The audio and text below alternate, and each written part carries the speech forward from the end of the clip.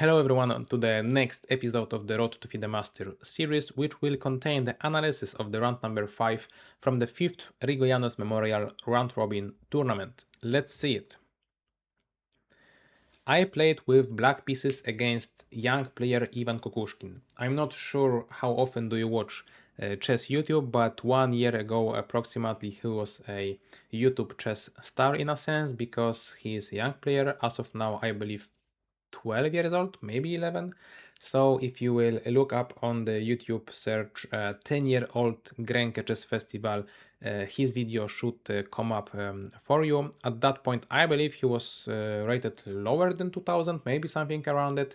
And he was winning a game against International Master, I believe, for the first time in his life. And the joy on his face said it all. And once his opponent resigned the game, he could not believe his eyes. He could not contain his happiness and emotions, so he had to make sure that opponent is announcing resignation rather than proposing a draw offer. And he was, I won, right, I won. So very funny video. And only few days before the tournament I realized that this will be my opponent during the tournament. And as you can tell, I told you 1 year ago he was around 2000 player. As of now, he is 2150 player with FIDE Master title. What does it tell you? For me, it says a lot. It means that this is the junior player, pretty unstable, because within like 1 year he climbed from 2000 to 2300 to 2100 as of now. So at any given day, you may get a different version of him, maybe brilliant, maybe terrible. And I expected of him to be well prepared for the game, and I expected a tough battle because having black pieces with such a young guy is never an easy situation to deal with. On top of that, he seemed like a pretty solid guy from what I've seen in the first rounds of the tournament, and I knew that the battle will be tough. For those reasons, I decided that I want to play on my own terms, and it would be much beneficial to me if I would be able to surprise him, to get him out of the comfort zone, out of the preparation. That was my goal. So once e4 happened and I replied with e5, I would normally and usually go for some, let's say, main line of the Ruy Lopez. However, for this specific game, I have prepared the open variation knight takes e4. He did not have plenty of experience in that variation. From what I've seen, he only chose rook e1 in here, after which I had some ideas prepared. But once I took on e4, this young kid looked me in the eye, kind of suspicious. What am I doing? I was not supposed to play that move, and I wanted to surprise him. So he went out and said, okay, I will surprise you. It's not like he played it instantly, so it's not like he was in his preparation. It was more of a power play. Okay, let's play in the unknown territory, both of us, right? That was his approach. So very ballsy approach, very good approach for a young guy. I was also having a smile and a laugh on his decision, and I knew that we have to play in the main line of the open variation, because indeed d4 is most commonly played in rook e1, and it's much more critical. How did the game go? I pushed away the bishop, I played d5, I protect the pawn, and in here white has plenty of choices. However, because he chose rook e1 previously, in here I did not spend too much time, although I should say I spent a lot of time, but not all the time in the world to see what can white play. And I checked like maybe two, maybe three options. He chose the first one that I did not check. His setup started with c3. I chose bishop e7 line instead of bishop c5 or knight c5, and bishop e3 happened and I did not check it. I checked c3 with knight b to d2, knight b to d2 with c3, and knight b to d2 with taking, I believe. So this was the fourth option on the menu on the list that I did not unfortunately check. And after castle, knight b to d2, we have the well-known position, still, plenty of games in here. The problem was I did not know them. He didn't too, but that's the problem if you want to surprise your opponent. Still, I had much more time because I knew that, playing bishop e7 castle have to be good. He spent a little bit time already on the thinking, and it was my turn to do so. in the variation that I mostly prepared, so let's say knight b to d2, bishop c2, since the knight is attacked, I had to protect it, right? So I had f5 move as the preparation, and I saw how can the game continue from this point. I was mostly okay. But once we are in this position, I realized that my knight is not that much attacked. I mean, yes, it's attacked once, but I checked the lines that it's not the end of the world for me, so I don't have to worry about the exchange. Therefore, maybe I don't have to play f5. On top of that, this bishop being here kind of made me worry about my bishop on a6 once my pawn pushes. So I was like, okay, maybe not f5, but then what to do? This bishop cannot move. Knight has no squares either. This bishop was just placed there, cannot move too. So like, should I play with this knight? Like where? Knight d2 seems very strange. Knight c5 makes no sense because it was too slow.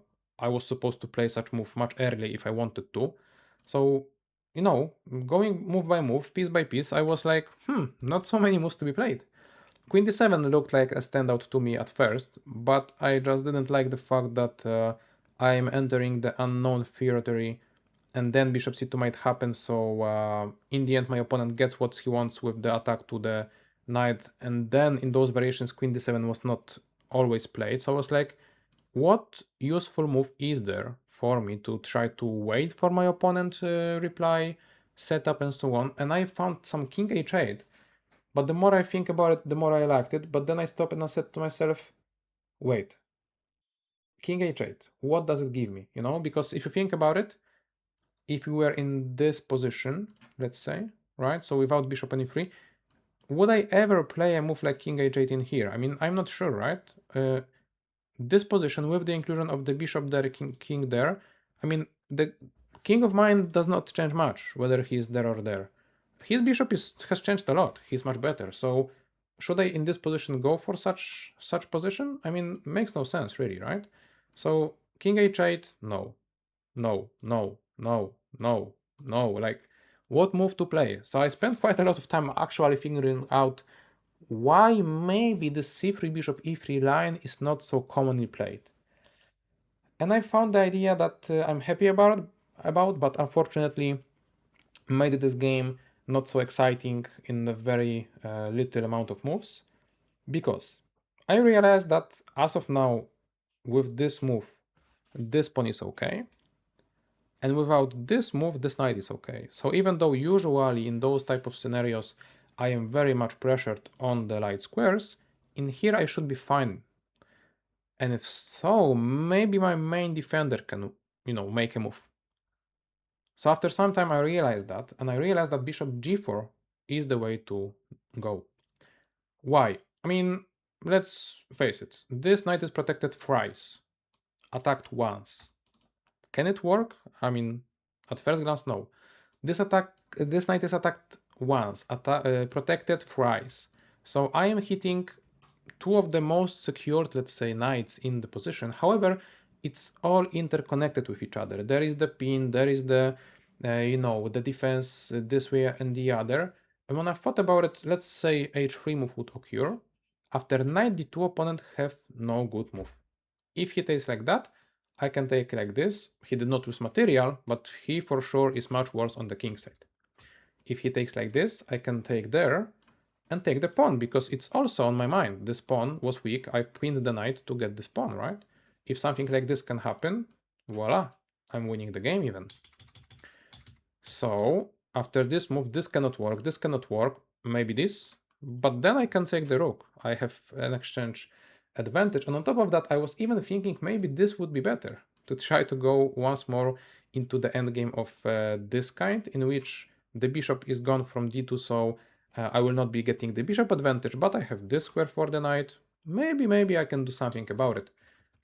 But I'm choosing between good and the better, right? So I'm happy. So bishop d3, the more I looked at it, the more promising it was for me, so I indeed went for it. The only downside of it was that my opponent can try to dry out the position by going into an endgame, with some hopes of winning for me, but maybe not so high ones, because I considered knight e4, d4, queen d8, rook to d8. knight goes to d2 most likely, I take the pawn, he takes the pawn. So we have very symmetrical pawn structure. So 3 pawns on both sides for us. However, I felt like maybe with some knight d3, hitting this pawn, maybe at some point pushing that one, I might have some edge. And against the younger guy, I would be more than happy to take such endgame, you know? However, after knight e4, that indeed happened in the game as one of the only choices, I believe, my opponent chose very interesting bishop d5 move, which from the distance seemed like a losing move to me, to be honest. Why is that? Because if you think about it, I have put much more pressure onto his knight, and only now he's putting pressure onto my knight. And after e3, bishop c6, I have this move, attacking queen, attacking rook. Simple. He takes my bishop, I take his rook, I have an exchange advantage. But the more you look into this position, the more you realize that white is on the verge of winning if I am not playing the only moves basically. Why is that? First of all, my rook on the queen side is trapped. Like it's attacked now. If I go here, it can be attacked like this and then like this, for example, right?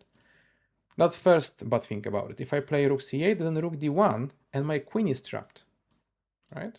So not good. So basically moving this rook is a bad decision. Therefore, I did not get the exchange advantage because I will be shortly losing the exchange. And on top of that, opponent have plenty other good dynamics in the position. He is attacking here. Bishop h6 is the threat of the checkmate, of the other exchange. Rook d1 is the threat of playing to d7 and completely taking over the position. So I'm not sure if my opponent saw it all from the distance, but he played it, so I guess so. And for those reasons, after this and that, even though that move looks very tempting, I cannot do it. But I knew from the distance that if such scenario happens, I have the alternative, which is to take on e5. No, thanks to the spin, I can do it. And if now my opponent takes, I will be over the moon. Because yes, I've lost an exchange at the price of the pawn, but still, I mean, I have all the pressure in the world. This is the completely winning position, completely. So I was okay. For those reasons, my opponent obviously have to take the pawn first to lower down the tension on the knight. And in here already I believe I have few ways of trying to calm things down. Knight f3 might be the one.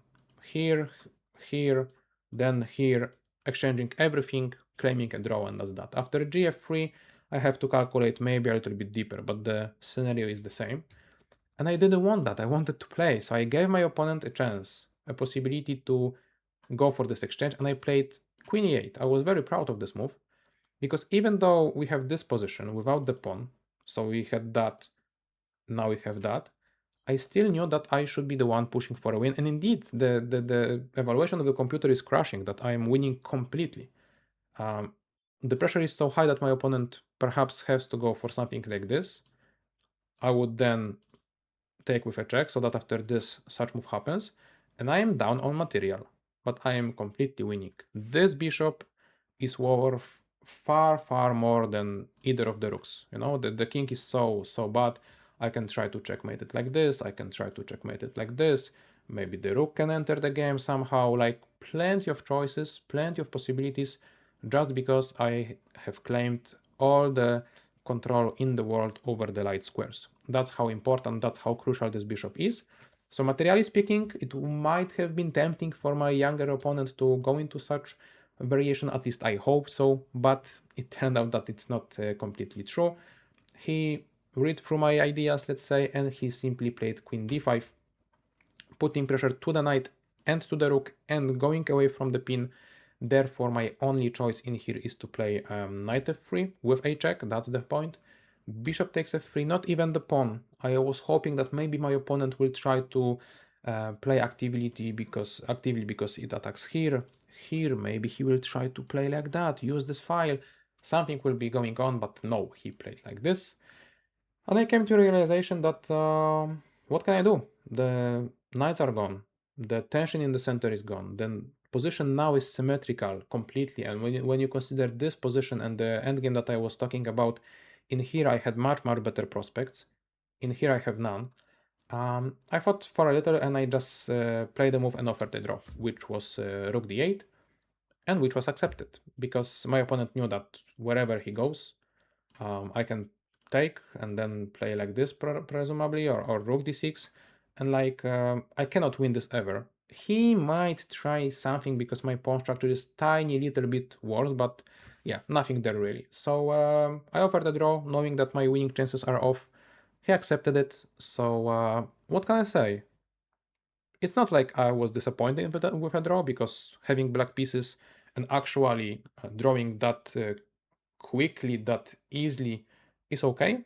I was just not happy because, as you know, I did not convert the previous game. So still, I have to find this additional half a point somewhere, right? But this time it was not meant to be. A draw it is, and that's okay. I knew that I will be going into another double round with white pieces in the morning in the round number 6, and that's what I invite you for in the next analysis on my channel. For this video, for this game, that's it. Thank you all for watching, and we'll see each other shortly. Bye bye.